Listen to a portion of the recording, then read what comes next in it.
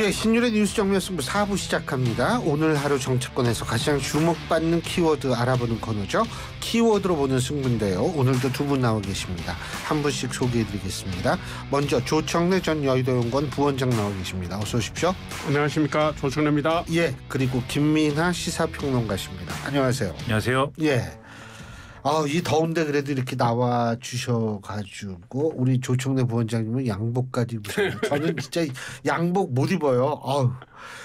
그래도 오늘은 어제보다 조금 낫더라고요. 조금 시원해졌어요. 조금 나요.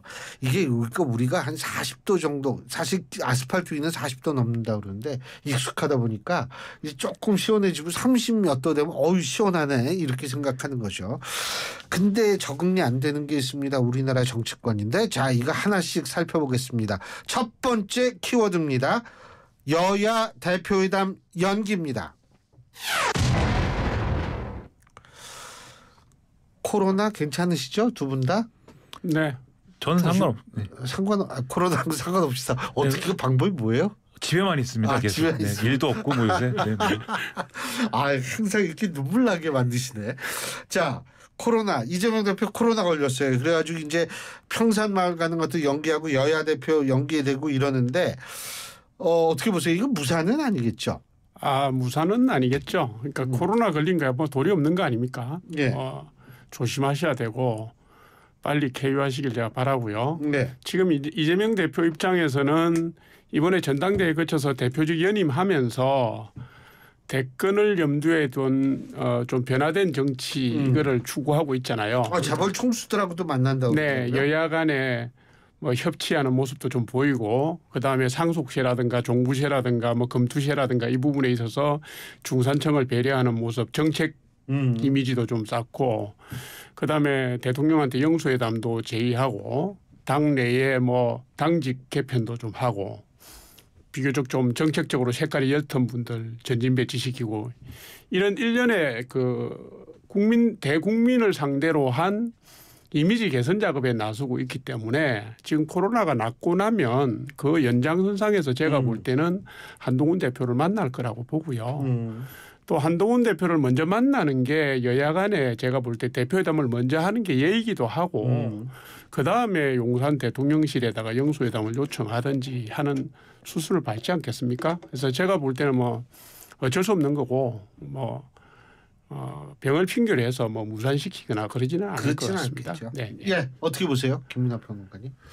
의도적으로 코로나에 걸릴 수는 없는 거 아니겠습니까? 당연하죠. 그렇죠. 그러니까는 이걸 핑계로 뭐 의도적으로 무산시킨다 뭐 이렇게 보기는 어려울 거고 다만 이제 정치권에 이제 생리라는 게 이러한 일이 있었는데 또 그 다음에 어떤 상황이 올지는 모르는 거잖아요.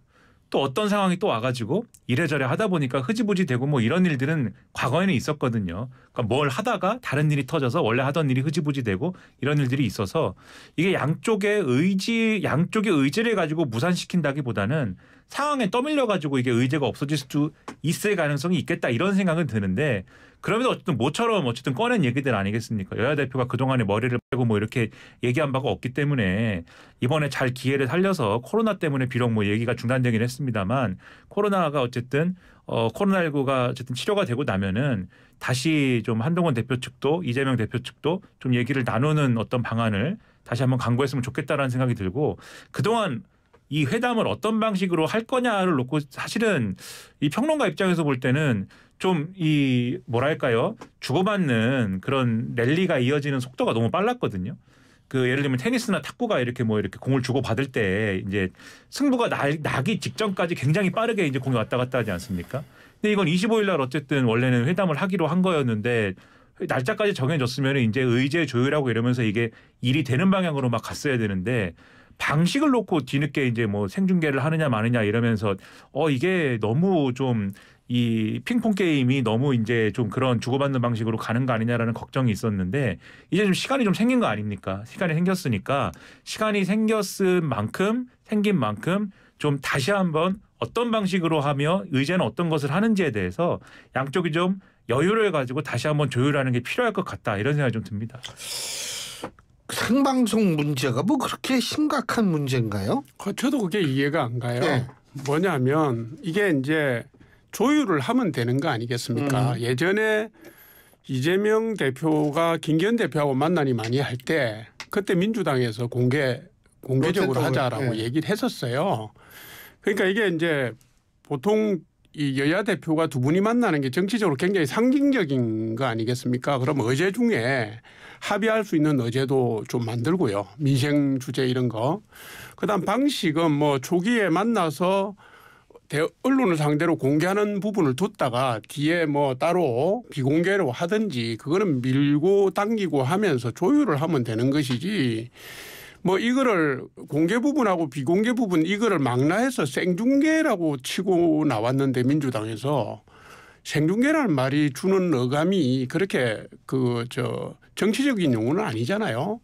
언제부터 뭐 스포츠 중계하듯이 하는 경우는 없지 않습니까? 그러니까 국민들 앞에서 두 분이 덕담을 하고 하는 부분은 공개로 하고 그 회담이 다자간 회담에서 끝나고 나면 두 분이 따로 뭐 조금 얘기를 한다든가 하면 될 문제지 기술적인 문제지 그게 뭐 회담의 형식과 관련된 그 문제가 뭐 그렇게 중요한 거라고 저는 생각지 않습니다. 민주당이 너무 과민하게 반응을 했다 이렇게 봐요. 뭐 그거는 근데 원래 그 뭐 실무회담에서 뭐 조율하고서 양당 대표가 만나는 거 아닌가요? 그러니까는 공개 회담 요렇게 말을 꺼내고 그거를 이어받아서 생중계 요렇게 간 거는 사실 뭐 중간에 민주당에서 생중계 얘기를 하긴 했지만 한동훈 대표가 생중계 얘기를 다시 받아서 또 하기도 했거든요. 그러니까 이런 부분을 보면은 조청래 부원장님 말씀은 굉장히 상식적인 말씀이긴 한데 한동훈 대표하고 그다음에 요 얘기를 맨 처음에 꺼낸 이제 박정아 의원 요 선에서 나온 얘기만 가지고 보면은 사실은 좀 깜짝 놀랄 만한 얘기이긴 했습니다. 평론가 입장에서도. 왜냐하면 과거에 이제 이재명 대표가 김기현 대표가 이제 요구했을 때 회담을 요구했을 때 이 공개적인 방식으로 하자라고 했을 때는 평론가들이 이제 그것에 대해서 해석을 하기로는 이건 하지 말자는 거구나 이렇게 받아들였거든요. 이건 회담을 거부하는 것이다. 왜냐하면 그때는 이재명 대표가 요구하는 게 영수회담이었던 것이고 이른바 대통령하고 회담을 하자는 거였고 김기현 대표가 그때는 용산에서 이제 별로 이 이재명 대표하고 회담을 꺼리는 분위기였고 김기현 대표가 중간에 나서서 정리를 하려고 했던 거잖아요. 용사라고 하지 말고 나랑 합시다. 이런 구도였던 거지 않습니까? 그러니까는 민주당에서 무슨 얘기입니까? 라고 하는 방식으로 김기현 대표하고 우리는 하지 않고 용사라고 할 겁니다. 라고 하는 의사표시의 방식으로 공개회담을 하자 뭐 이런 핑계를 대가지고 무산시키려고 했던 건데 그래서 그런 문법에 익숙한 사람들이 보기에는 원래 한동훈 대표나 박정아 의원이 그런 얘기를 했다고 하면은 이거는 하지 말자는 얘기 같은데 이렇게 받아들여야 사실은 맞는 거거든요. 일반적인 해석으로 보면은. 근데 이미 날짜는 확정을 해놓은 상황 아니겠습니까? 그러니까는 이게 하지 말자는 얘기는 아닌데 공개적으로 하자는 얘기는 결국은 생중계에 거의 준하는 방식으로 하자는 걸로 뭐 받아들일 수밖에 없는 맥락들이 있고 지금 말씀하신 대로 그 얘기가 공개 비공개를 파트를 나눠가지고 공개를 조금 더 많이 하자 뭐 이런 정도의 얘기였으면 당연히 그거는 실무적인 방식으로 조율할 수 있는 문제지만 그게 아니라 계속 이제 얘기하는 건 한동훈 대표도 생중계가 뭐가 문제냐 뭐 이런 방식으로 말씀을 한단 말이에요. 그러면은 회담이라는 게 결국은 어떤 합의를 도출하기 위해서 하는 것인데 지금 생중계라는 요 말을 가지고 중심에 놓고 얘기를 하게 되면은 이게 어떤 합의를 도출하기 위한 회담이 아니라 각자의 주장을 하기 위한 TV 토론 같은 느낌의 어떤 회담이 되는 거 아니냐라는 우려를 보는 사람 입장에서는 가질 수밖에 없단 말입니다. 그래서 그런 우려가 있기 때문에 한동훈 대표도 그렇고 이 부분에 있어서는 민주당도 합의할 수 있는 것이 어떤 것이다라는 것에 대한 의제조율이나 이런 것들을 뭐 형식도 형식이지만 어떤 부분에서 무슨 합의를 하는 건지에 대해서 좀 더 명확하게 조율할 필요가 있다라는 게 오히려 이 부분에 있어서는 오히려 드러나는 거 아니냐 이런 말씀 드리는 겁니다. 오늘 일부에서 더불어민주당 박주민 의원하고 인터뷰를 했는데 박주민 의원은 이런 표현을 하더라고요. 뭐 의총도 좀 해가지고 이렇게 사람들 좀 의견도 들어보고 이런데 이게 결국 국민의힘 세력 갈등 때문에 갈팡질팡하는 거 아니냐 한 대표가. 또 한 가지 이 대통령과의 관계가 중요한데 이게 정리가 안 되니까 지금 뭐 여러 가지로 수습이 안 되는 것도 있다. 이런 표현은 또 어떻게 보세요? 그거는 뭐 다른 영역에서 얘기를 섞어서 하는 거죠. 예. 지금 뭐 여야 대표회담이 그거하고 지금 무슨 상관이 있습니까? 예를 들면 4월 29일 날 이재명 대표 대통령 만났을 때 15분간 입장문 읽었어요. 공개 부분에서. 그죠? 맞아요. 공개 부분에서 15분간 입장문을 읽어서 자기들은 대통령하고 대화한 게 아니라 언론을 상대로 국민들한테 할 얘기를 다 했고 정치적 쇼를 다 한 사람 아닙니까?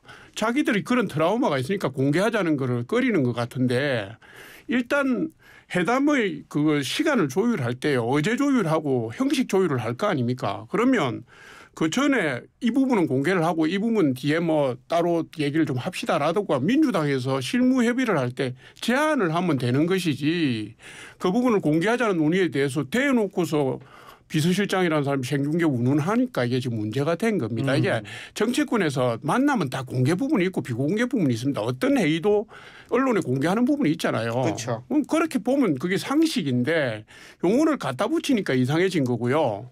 그다음에 지금 어제와 관련된 부분은 대통령과 한동훈 대표 사이에 어떻게 조율이 되는지 어느 정도의 수순인지는 아무도 아는 사람이 없습니다.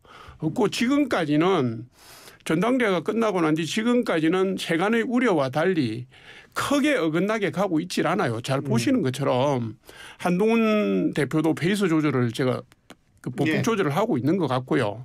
어제에 대한 접근도 상당히 조심스럽게 가고 있고 그래서 제가 볼 때는 몇 가지 사안들이 있지만 뭐 특검과 관련된 사안 이런 게 있지만 언론에서 예단한 것처럼 직접적인 충돌이나 갈등이 수면 위로 완전히 올라오는 상황은 제가 볼 때는 적어도 올해 내는 있을 것 같지가 않아요. 그러니까 박주민 의원의 표현은 민주당 의원으로서 하신 말씀이고 박주민 의원은 민주당 의원 중에서 강성 중에 강성 아닙니까? 대놓고서 대통령을 공격하시는 분인데 그런 분들은 이런 갈등이 수면에 올라오길 바라겠죠. 저는 뭐 그런 수준으로 이해하고 있습니다. 이제 그 대목인데 그러니까 해석을 하기로 한동훈 대표는 왜 이런 공개의 방식 이런 거를 왜 선택하려고 하는 것이냐에 대해서 그런 해석이 나오는 것이죠. 그러니까 이게 예를 들면 한동훈 대표가 그간의 전당대회나 이런 과정에서 정말 윤석열 대통령하고 잘 통하는 사이다라는 게 증명이 됐으면은 이 회담을 하기 위한 의제조율이나 이런 것에 있어서도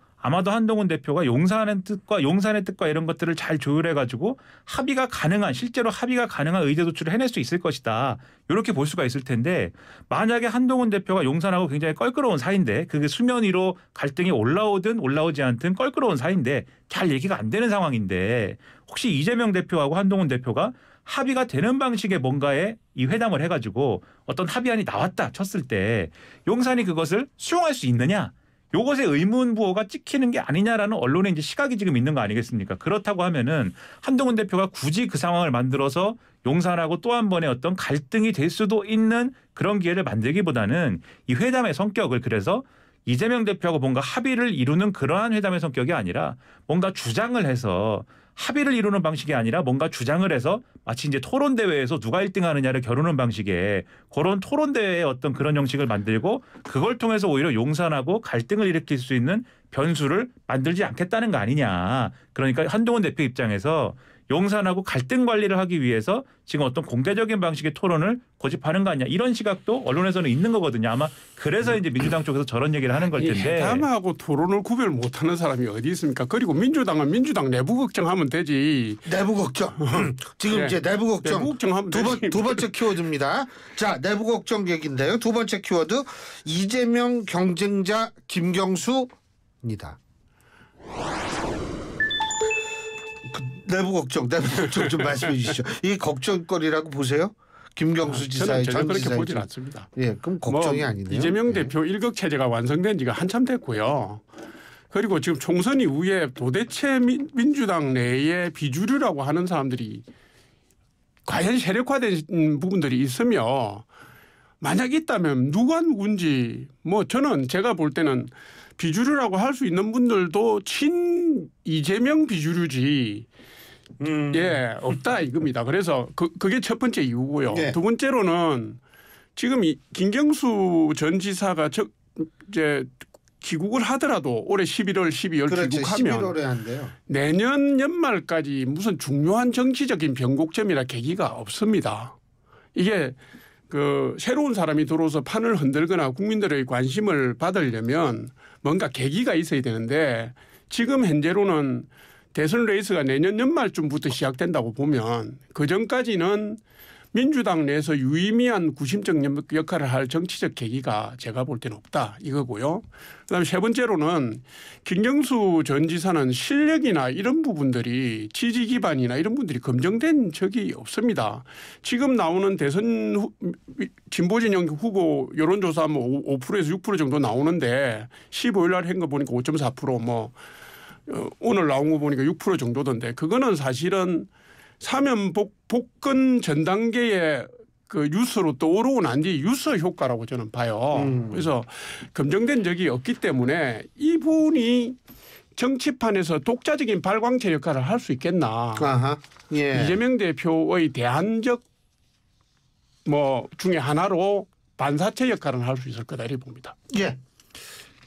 김경수 전 지사 본인이 이제 뭐 주도적으로 하고자 하는 의지가 확인된 바도 없는 것 같고 조청래 부원장님 말씀이 이제 맞는 것 같은데 근데 다만 이제 본인이 그런 정도의 생각을 할 것 같아요. 이재명 대표한테 어떤 일이 생길지 모르는 거지 않습니까? 당장 사법 리스크나 이런 게 얘기가 되는 거고 9월 10월 달에 뭐 어떤 판결이 나올지 모르는 거고 이렇게 이재명 대표의 어떤 위치나 지위나 이런 게 흔들릴 때 민주당 입장에서는 그걸 대체할 수 있는 어떤 카드들이 그래도 있다라는 게 있어야 되는 거잖아요. 예. 그래서 사실은 이재명 대표가 없어지면 어떡할 거냐에 대한 주자들이 있어야 되는데 그때도 만약에 뭐 그런 비상적인 어떤 상황이 됐을 때 김경수 전 지사가 난 정치 안 합니다 뭐 이러는 거는 사실 또 다른 문제가 되는 거거든요. 그래서 그것까지 거부하는 포지션은 아닌 것 같아서 그런 정도의 포지션은 아마도 점하고 좀 예비적인 성격의 카드로 남지 않을까 이렇게 생각을 합니다. 알겠습니다. 오늘 두 분 말씀 여기까지 듣겠습니다. 고맙습니다. 고맙습니다. 감사합니다. 예, 지금까지 조청래 전 여의도연구원 부원장, 김민아 시사평론가 두 분과 함께했습니다.